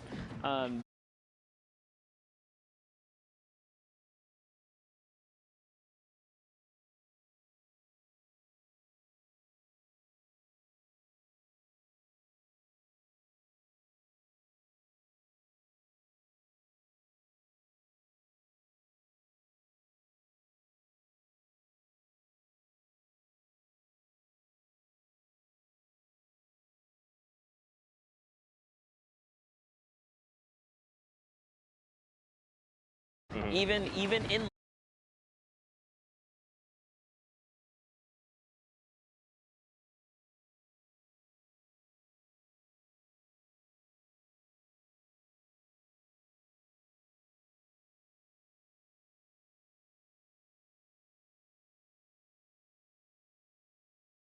Just 10 points here, and we're not even top 5, has the 4 eliminations, and he's Ard. So his game before must have just been his initial game for 6 points total. And now we're hopping in. How are things going to unfold for him? He just hit top 25, so first round of placement points coming out. Don't forget, guys, 15, 5, Victorial. Those are every single threshold, and every elim is a point. So already at 7, I don't know how to do math, just from elims and placement. Yeah, and if you're new to competitive Fortnite, this is what it looks like at the highest levels of competition when there is money and prize on the line. Not only that, the respect of your peers. People are insane at this game. You might not see Glider redeploy every day in your day-to-day games, but here in the upper levels of competition, they use these kind of items to maximum efficiency, to save materials. So top-tier competitive Fortnite is a very interesting thing to watch and kind of digest. And just kind of from sticking around and studying these guys' play, you can level up your own game. Especially like the minor differences between different people's play, right? Like you as a player, you might say, I love Glider redeploy, and that is my go-to item. Yep. For me, I might say, look, I value the Shadow Bombs more because it just lends itself to my playstyle and the things I'm looking to do. You know, and especially as Fortnite continues to evolve, new patches come out, new weapons, items, utility, all that. Like, it's just an ever-changing game. To see these guys adapt and just everything in their hands is lethal. It's like gray AR, it doesn't matter. I'm just going to find 10 elims. Gray tech, doesn't matter. 10 elims. Right. Yeah, exactly. They make it look so good. Now take a look at Rona, who somehow manages to find some high ground off that Shadow Bomb, doing a really good job at climbing up here. Makes the edit one step ahead of Unknown. Space there, kind of steps out before his counterplay can even happen. Now he is set up. He has a setup shop right here. Who's at the ultimate top? It's Alfie. Alfie firing down, and someone else is just above him. You can see there, it's Brave. I will not lose. He's got the ultimate high here. Alfie says, you know what? I want no part of that. He is coming down into Rona. Let's see what Rona's going to do with these final moments here. He steps into another player's box. 120. Such a tight crosshair to hit these shots. You got to respect the aim here and the consistency, Zeke. This is, this is what separates Sazman from the rest, right? There's so much confidence behind his play, and this is what I love talking about because is how confident you are in the moment of things happening, right? Just look at this, not building. He has 13 builds, so it's not much, but he doesn't need to build. He knows what's going on. He's dictating the tempo of this game, right? Right now, Sazman is on that lowest level. Bray is up above. And now, I mean, Sazman's got 10 elims, all right? This is huge. He's going to try and go against Bray. Now, Bray does have more materials, 35-2, but now they're saying, you know, let's go toe-to-toe. Can Sazman line up the shot? He actually drops down below Monster. This engagement didn't even pan out. Oh. Is he going to be able to get him? Is he going to be able to break these builds and bring him down to him? You saw Rona Season was just trying to stick it all the way through. And Rona Season is Sazman, guys. For those of you guys just tuned in, so these final moments are everything. He's looking to get these low ground peaks. He's got the storm in his favor. He's still tracking with it. And he hits every shot, every single peak, every moment, every pixel goes to Rona. And that's what I kind of talked about, dictating the tempo, right? It was Rona who was telling everyone else in the lobby, this is what we're doing now. Because you saw the player above. They had health advantage. They had shields. Sazman didn't. He was down to, what, like 50 HP and then pops the slurp. And then that other player was so afraid to fire back because he was like, look, this guy's going to crack me in the face every single time. You can just tell by the way he's moving. He's confident. He sees that win. And that's what I was going to say. Like, it's so funny that even with, like, low ground warrior,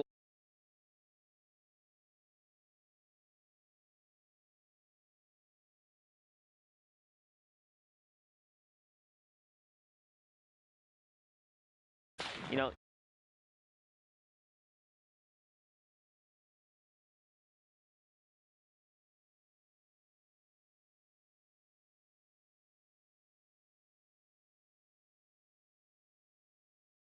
I'm like,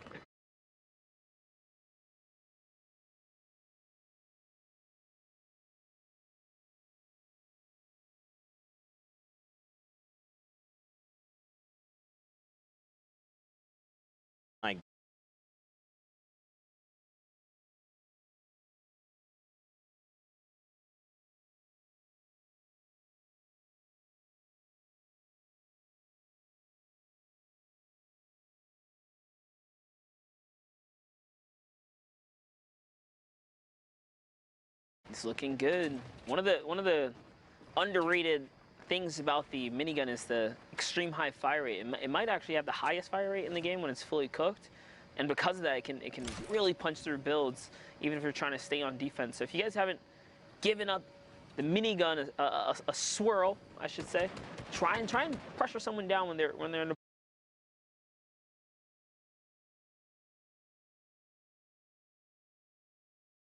straight with the OCE games here, which already kind of developed over the evening here at the Fortnite World Cup.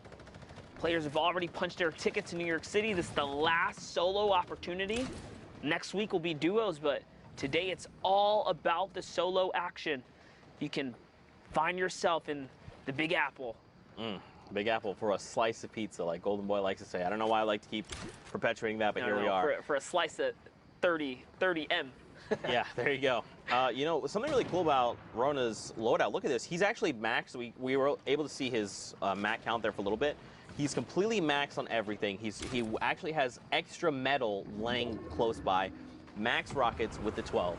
Completely great AR. Look at this, 650 rounds of small ammunition, 130 slugs, 8 deploys, a single shadow bomb. Sure, you know, he probably wishes he had 6. But this is a loadout you want to make plays with. He's going to send shots over to the player, trying to get in. Lucas is going to get caught out, making a rotation, and that elim puts him in the top 25. He is there, knocking on the door here, and this is how his journey unfolded to make it through. Every opportunity that he has to take someone out, you can see he's singling out players and taking advantage of the positioning, but hopping around the map. These are some other players' journey as well, as we have Ariel here looking for the heavy snipe, finds a weak opportunity in the build. Whoever that is up above him is going to manage to connect the structure, but you know what? Ariel pops a nice little cone up. He's trying to go for it. He's really trying to get a piece of this high ground here.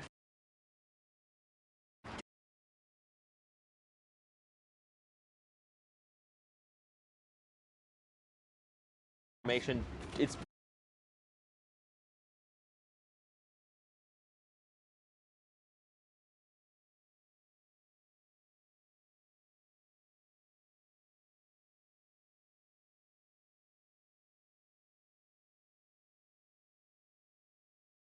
key to all.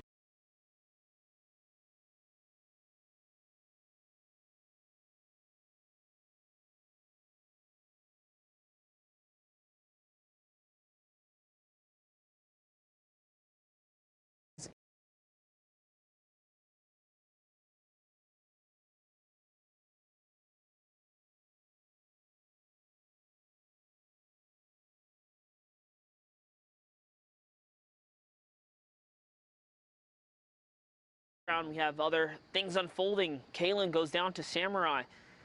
Sosman still alive in the mid-tart, putting down pressure. Squall's in a campfire here. That's a signal to the rest of the lobby that, hey, there's someone weak nearby. Sosman hears the shadow bombs kind of thrown all around him. What's he going to do here? He's just on the hunt. OCE region specifically requires you to get a ton of eliminations if you want to be #1. There's only one spot up for grabs. And there it is, another player nearby. That's all shield ripped off. He's going to push that. Sees a player above him. He does see a player above him. He's going to try and maybe make something happen. But look, don't forget, he still has every single rocket. Nice rocket right there. 12 rockets. This payload is about to just destroy builds all the way around. And look, Aerial as well up on the high ground has them. So the first rocket from Aerial comes in, and then Sazman's second finds an elimination. Another rocket from Aerial up on the high ground. And look at this. Down below, they're just desperately trying to keep their builds up, and they're burning through mats. Sazman is now out, and look, he gets challenged from the front, challenged from the right, finds the 2 players, and he makes this a 1v1, but look at his HP right now. First rocket's going to come in. How is he going to pull this off, Monster? I don't know if he can. He doesn't really have much going for him. Just 24 health. He picked up 500 metal from 0 to 500. 50 builds. This is huge. If those get fully built off, they're going to absorb an entire rocket and still stay built. But no way, dude. This is a tough spot. Oh. That's a tall ask. That's a tall ask. It really was. 200 HP on Aerial with the RPG as well. He was fully loaded, med kit, minis. He had everything he needed. That was a tough end game for Sazman. But hey, second place is not too shabby in this format. You get you know, a ton of placements, but more importantly, those 2 eliminations to squeak out, we've seen the difference of 1 point was literally what all these games came down to. So that little flick of the moment, that little, you know, reaction to jump down there and go for it, that's the risk you take, and that's the payout you get. Now we hop on over. There you go. This is, so don't forget, this is now, we're in Asia replays. You can see at the top right. So these happen again overnight while we were all asleep. I was asleep like a baby. That's not true. I woke up several times. I was mad.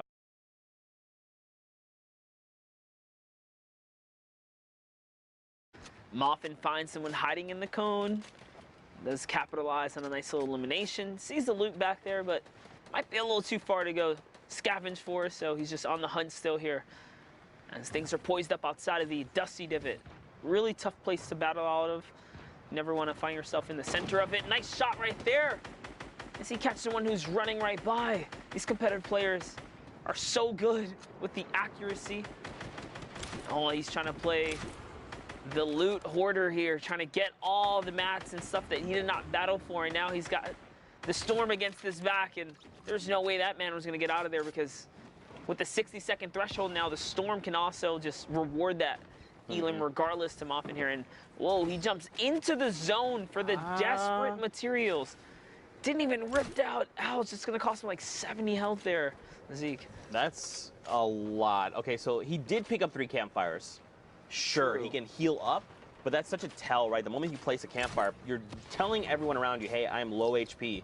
I have to use this if I hope to survive. Now, keep in mind, he was at the edge of the storm. He had quite the rotation to make. Because he dipped into the storm, everyone else is already making their way into safety.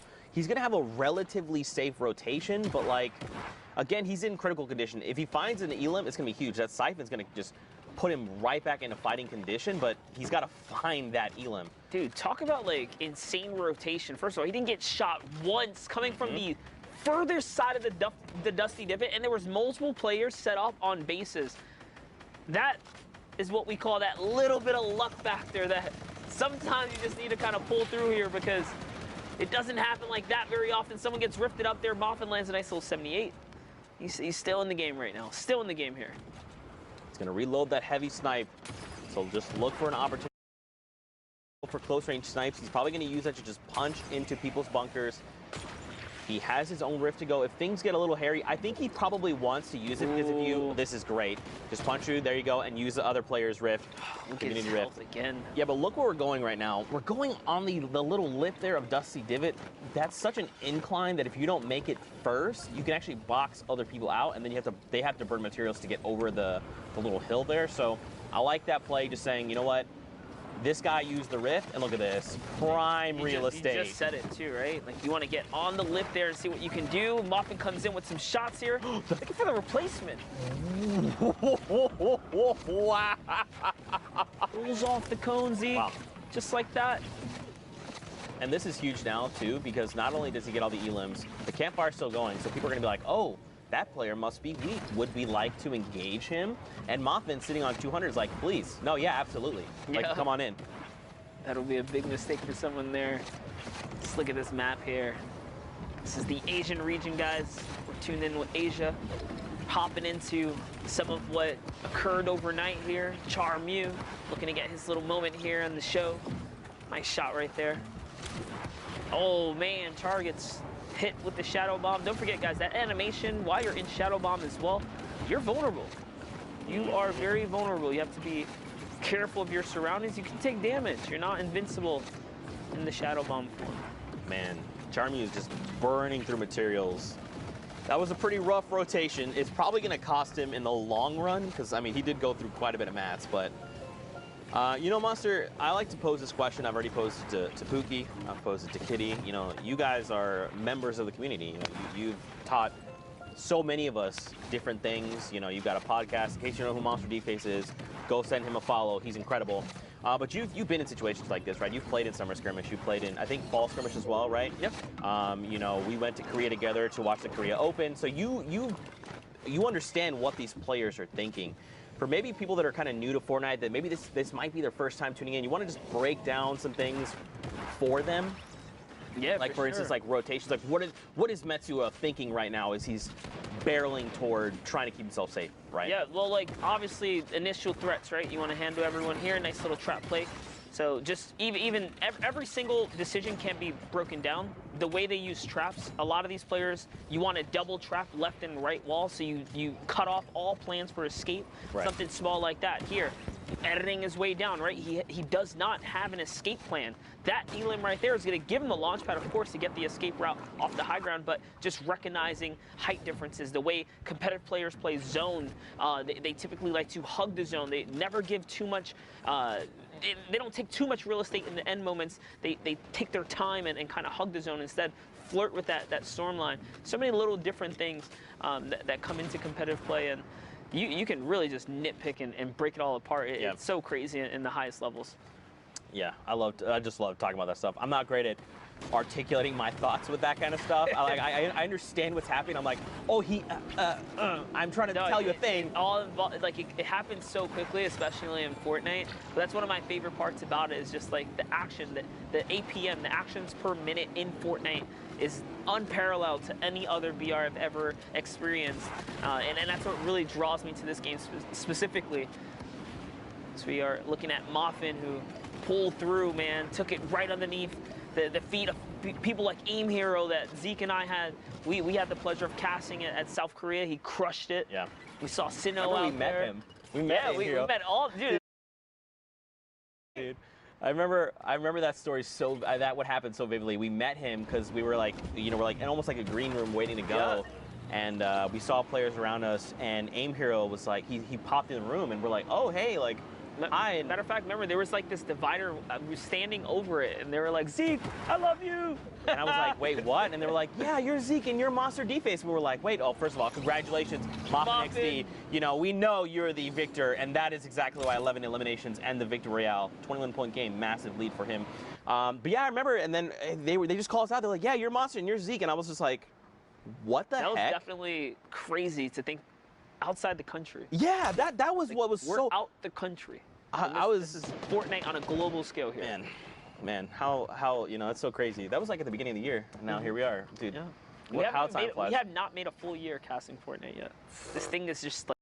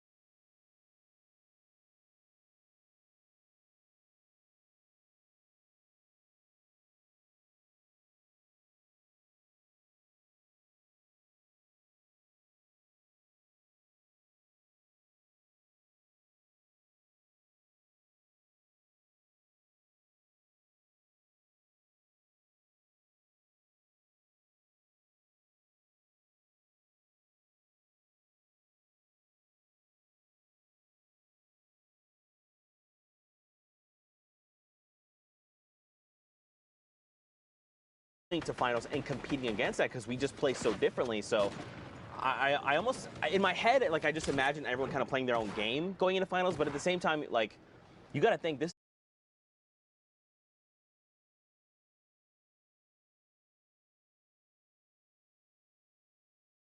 means like, oh man, just think about it. I think finals is gonna have its own meta. They're gonna have a style, and of course the pressure's gonna be high, guys. I think the real question is who's gonna have the confidence to take a fight and win a fight. Like, who is straight up gonna have the confidence and just be like, you know what, I don't respect your builds, I'm pushing you. Like, who's gonna be that guy, right? Because that's really what it comes down to. If you are confident like that, that's why you see people like Bugga, Dubs, Clicks, right? Stompy. They was like, what duo are you? I don't care if you're Kinstar. I'm gonna take your wall right now. Exactly. And that level of play is why. And dude, we've seen Stompy do it every week. Even this time around, he got 11. He was just outside of top 10. So trust me, he's still here, guys. That's what they do. They just do crazy plays. Yeah, that's actually something you taught me way back when. Is you cannot. Let's say it's just Zeke, me, and I'm in this game somehow. I don't know, some alternate universe, and I'm good at the game. And I'm fighting off against someone like Moffin here, who qualified as that #1 player going into finals. I cannot stop and sit here and go, that's Moffin. I know what he's capable of. I can't make a mistake. I just have to go. It doesn't matter who that is. I just have to play my game. I have to play the very best that I can. And at the end of the day, that's all I can ask for, right? Like, the moment you stop and think, that's Tfue, I think that it's already too late. You've already made the error, right? Like, you can't stop, and some people can't. So they're like, okay, I know that's Tfue. I know he's going to try and probably do this based on what I've seen and the information I have. But if you're just sitting there and thinking like, oh man, that's Tfue, I don't know if I can fight him. Like, no, you can fight him. You've made it to finals for a reason. Take the fight if you think you can. Yeah, right? It's also going to get crazy too, because for Fortnite World Cup, if you guys don't know already, we're going through full games. The early game story, the contestant, the points of interest, who likes to land where the map's going to be at that point, right? Things are going to change, and the game is going to be played in a way that we have not seen yet. And that's what excites me the most, is that we're going to see 100 of the world's best under one hub. The Fortnite World Cup. Oh man, I can't wait. I can't wait. And to see all the Fortnite fans there as well, kind of cheering on the people they support, it's going to be Are you ready amazing. to feel the crowd's energy? I'm going to cry. Rip through your body? I'm going to cry, dude. It's literally you're going to feel the vibration of the entire stadium. Just erupt when incredible plays happen, you know. Oh man. Man. Ooh, dude. Chills, dude. Chills. Chills, dude. Oh, yeah. We just fist bumped. You guys didn't see it. Fortnite fan, we had a little bit of a moment there. We hope you had that moment with us. Hashtag Fortnite World Cup. Are you ready? Are you hyped for the Fortnite World Cup finals in New York City? Alter Ego here finds an elimination, cracks that player. Now, this is his first elim. He's probably hoping for more, right? At this point, he wants as many points as possible. So he's going to look to probably play a little bit more aggressive, right? But look at everyone else. Moffin, the #1 player who came through for Asia, is in this lobby, and he's dominating the high ground. 12 eliminations, by the way. He has just been shutting it down while we've been chatting up the storm here. Moffin going for the high ground. He's holding it. Nice little side jump right there. No errors coming out of him. And look at how he uses the boom bow to crack open all the builds. Nice little 82 right there. Here comes the pressure. Can he get the follow-up? He's looking for it. Nice little side jump, and that's another one. This player is in pickaxe territory. Bye-bye jackpot. And Moff could not even get the loot off that. Couldn't get the spoils. Another boom bow crack open right there. And when a fresh build comes out, if you do not hesitate, you send a boom bow right away, you break it all open. So that's how he's able to just like catch these players off guard, because those roof panels are just, that's it, exploding right up. Yeah. Down to the low ground, CXV gets one elim there, and it's Macy and Mev who's going toe-to-toe. Moff still just has the dominant position. Yeah, I mean, so he's going to drop down. He's got the single build, so he had to take a little bit of fall damage to rejoin everyone from the stratosphere. Macy's down below, and look at this. Immediately, boom, he says, I know you heard me take this fall damage. You don't know how much it was. They go for the challenge, and Moffin was prepared. He knew. Again, it's just about dictating the game, right? He's like, I want you to challenge me. You know that I'm hurt, how hurt I am. You do not know. And just like that, dictating the game yet again, cleans up that victory out. 15 eliminations. Points is that? It's that 25-point game. That's literally doubling his score out of nowhere. If you were in the top 10 and you had that come up, that's it. That's crazy. That's crazy. Now, guys, you know, We've had an awesome time, but for now, we're going to hit pause. Let's send it back into studio with Dr. Lupo, because I believe the doctor is in. What a terrible, repetitive joke, Zeke, but I appreciate the effort. I'm just kidding. Thanks, Zeke. Appreciate that. Crazy games from Asia and Oceania. You love to see kind of the meta changes and how different regions present themselves and the way that they adjust their gameplay relative to everybody else. But Europe today, and as we've seen multiple times in the past, Europe has done an excellent job of putting on a show like I think few people could even possibly imagine. And to talk about that and an interesting turn of events for who ended up at the top, joining me right now is Sundown. What do you think so far about Europe? Thank you so much, Lupo. Indeed, it was crazy. So just a couple of quick facts I want to write down. 15 points separated 100th place and 8th place. That means a 5-point victory royale was the difference of going to New York City and being in the 100th spot. That is absurd for how close it was. Blackso, in that final game we watched, pushed him up to 61 points. He was tied at 61, but because he had the victory royale and got the average elim at the end, it pushed him into the last spot. We talk about how every single interaction ends up mattering, and then unfortunately on the outside looking in, Airwalks, the last play we saw, if he had had one more build, he could have made it up the elevation and kept the storm. Instead, lost it, lost the victory royale, and lost his spot in New York City. Mitro also on the outside looking in, 2 top 15 finishes, but not being enough. That lets you know how crazy it is. However, the player who took the top spot was Cypher's Andretta with a crazy run, and we're going to be joined by him right now. Andretta, man, how are you feeling? I'm feeling very good. I mean, I would hope so. So we saw you yesterday put on an incredible show, and week after week, your placings have gone up. What was the difference between this weekend and all of the other weekends? Were you just feeling it? Did you eat your Wheaties for breakfast? What's going on? The thing is, the other weeks I wasn't that confident, but this week I decided to try and talk with someone while playing. So that kind of helped. Getting to like talk to people, getting them to calm you down and stuff. And I got good RNG. Very good. Nice, yeah, being able to get all of that and put it together. So you got off to an incredible run, winning 2 of your first 4 games. How were you able to get those victories? Did you just dominate them out? You had a solid amount of elims. What were those wins like? I was using the bowler to get the end game. And then I usually found out like when I needed to drop out and stuff to go for the eliminations. And I usually had my bowler until endgame. So the thing is, you should try and keep your bowler until endgame, because it's really strong. You can go out of your bowler, get a lot of kills, and win the game. Also, you can use the bowler to get height most of the times. Yeah, so I did that sometimes. And we saw you execute on that a number of times, which is kind of something we were talking about, pushing the gameplay and actually turning the baller into something that was aggressive. Now, kind of about midway through, you looked at the leaderboard, saw you were in such a lead and knew you'd be able to close it out. But my question is, when it was all said and done, and you saw you were there, you're in the #1 spot, what did you do? Did you run around your house? Did you go tell your parents? Were you celebrating on Discord? What was that moment like? I was celebrating so much. I actually got hosted by Symphony. My stream was going crazy. I was actually, while I was playing, like my 5th game, I started crying because I almost knew I was qualified. So that was probably one of the best moments in my life ever. I don't know what to say. It's got to be exhilarating, honestly, to know that, especially in Europe, which we've talked about as one of the most difficult regions to qualify in. Even with 8 positions, there's so much pressure there. But I got to ask a kind of a random question. I keep seeing the lighting change on your face. What are you watching right now? I'm actually watching the Fortnite stream. All right, you see yourself. There's layers here. There's layers. It's very Inception level. Well, thank you so much, Andretta, for joining us. Before we let you go, though, if you could do me a favor, please, please, please, please shout out your own channels, shout out your duo's channels, anybody you want to. Okay. So my Twitch is Andretta. My Twitter is Cypher Andretta. My YouTube is Andretta. And I want to shout out Shoko Laden, and all the people in that Discord. And I want to shout out my stream. Thank you so much for the support.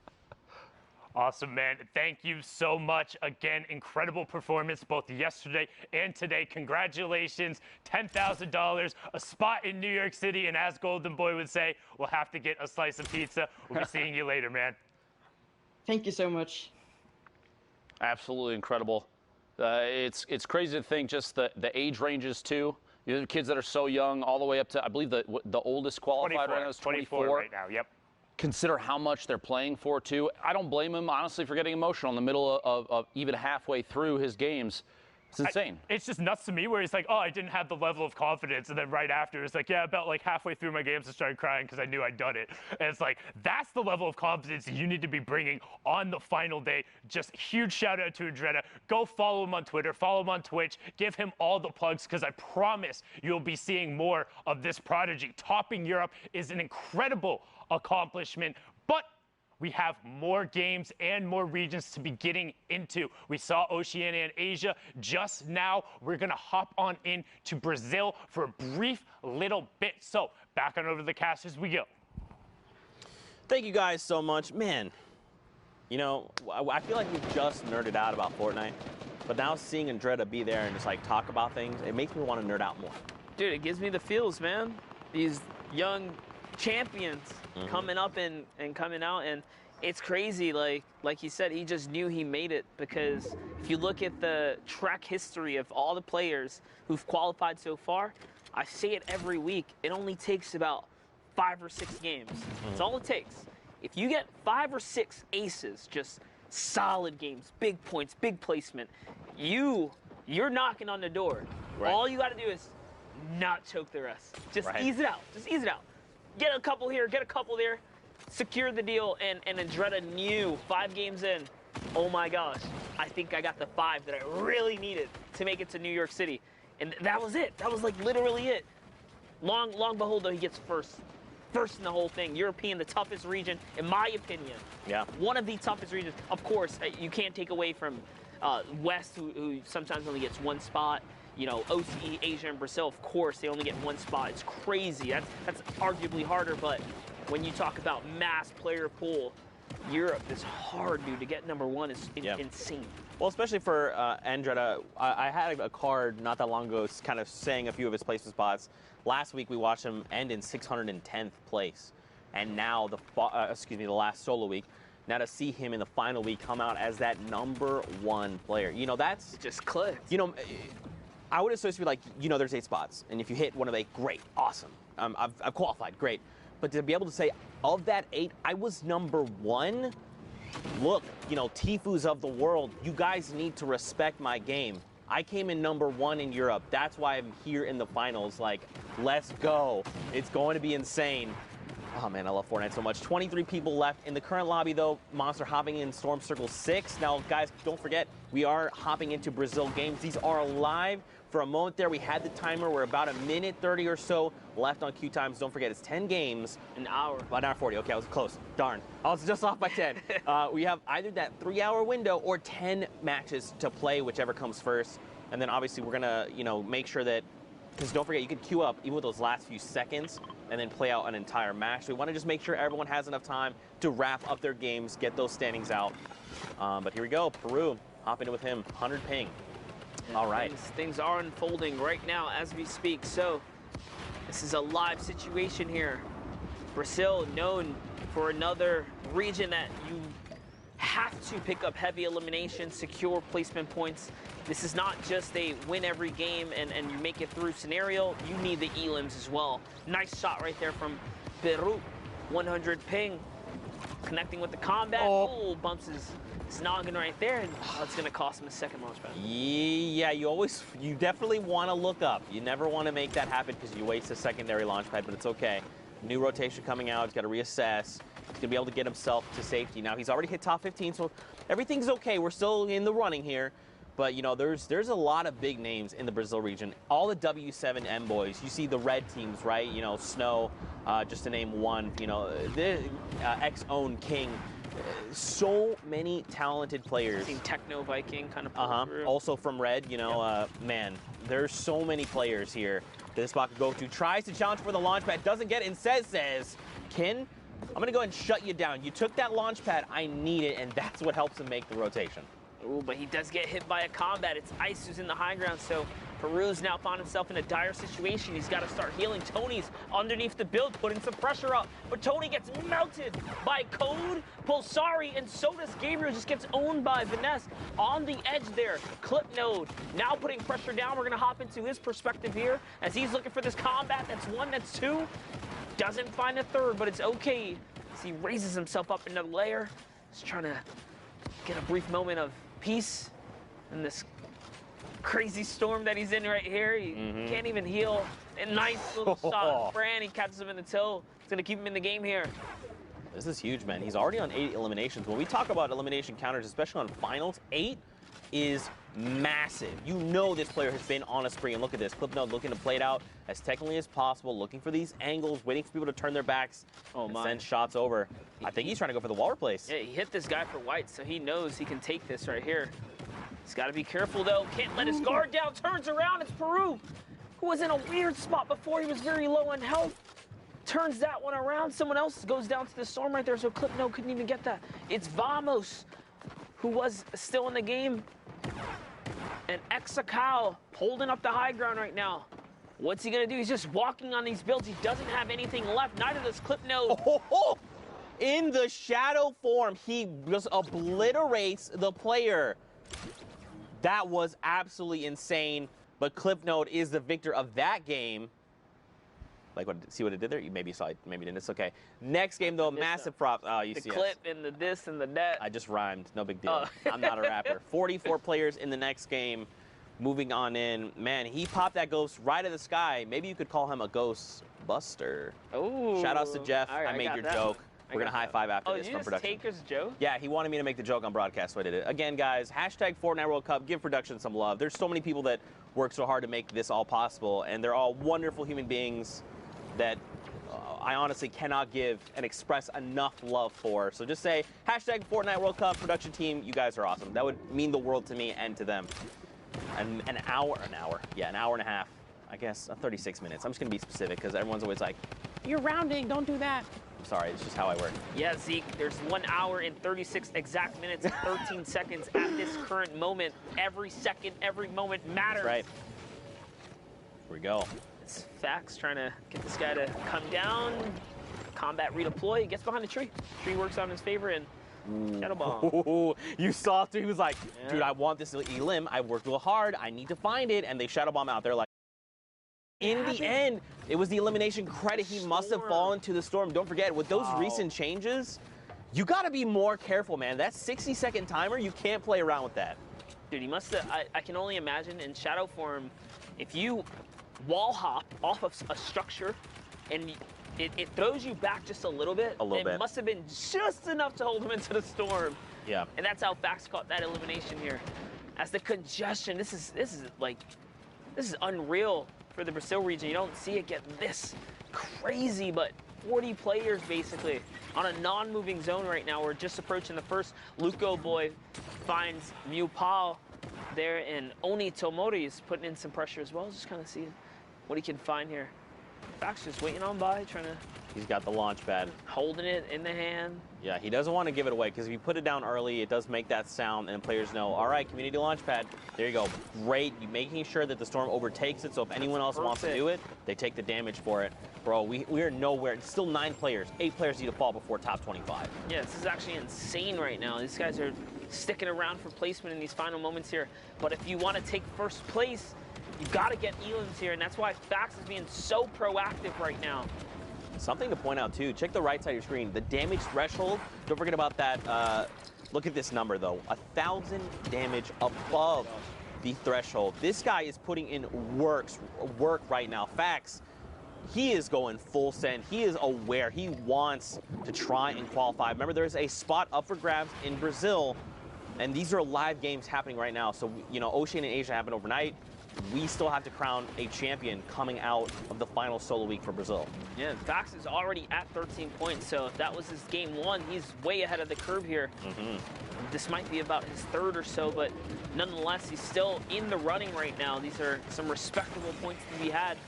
He's going for the high ground. Catches him with a clothesline to Zoom. Straight up. Hits him with the 96. And now he's in it. But he's going to go down to the low ground here. He doesn't want to contest for the high. He still has to pop some minis. And the server's collapsing on him with raining fire here. He's got to be extremely careful. Lucky for him, the high ground is in a battle of its own now. Sfax catches a moment to regather himself as Ganks and Lorax is in the high ground. Man, and look at all these players coming in from the community launch pads, any rotational tools they had, the Rift to Goes. Oh, yeah. That's a weird place to be, man. You can't build on that thing. Yeah, you got to be careful. You have to build over it. Up and over. A shot into the storm. Oh, my. That is Tuelis picked up 2. Tate as well. Frita. Batata Frita. 2 eliminations to name. Is that another? Oh, that one's just yoinked from him. He almost had it. But credit is still to be had here as he is turning up right now. Bro. I can't pronounce that the way Zeke did, but Batata Frita is going in right now. He's looking for this high ground. You see the technical builds, too? Using the cone and then hopping out around, using that floor to catch yourself so you kind of save a build there? All right. All right, Batata Frita. I'm about it. An 82 and a follow-up. That is Lorax. And he got the mats. That's what's important here. He does have the materials to hold out now. The high ground is here. Can he stick it out, though? Yes, players are dropping right now. We're in top 6 suddenly. So all these placements are being divvied out. Just one more person goes down, and just a little bit more is going to be rewarded to him here. Man. So you can see the shot there. This was really good from him, right? Making the decision to go high ground. Look at this. It's put him in the top 5. We were top 25 when we kind of tuned into him, right around there. And because of his decision-making, he's gotten himself all the placement points. The victory route is the next threshold. And look, Monster, he's just looking to close this out. That's right, and I love it because he's just textbook holding his high ground, but he is out of mats now. So this is where you have to go down, uses the cone right there to sit on that, and he just has to give the high ground to Avir here. I believe that is Avalar, I think. Oh, Avalar, gotcha, yes, gotcha. I think so. Sundown can correct me at some point. He's going to go toe-to-toe with that player, though, and that is it. Good day, sir. All right, did he get mats off that? He didn't, Zeke. He's got the flint knock, though. He's got... he's got the combats.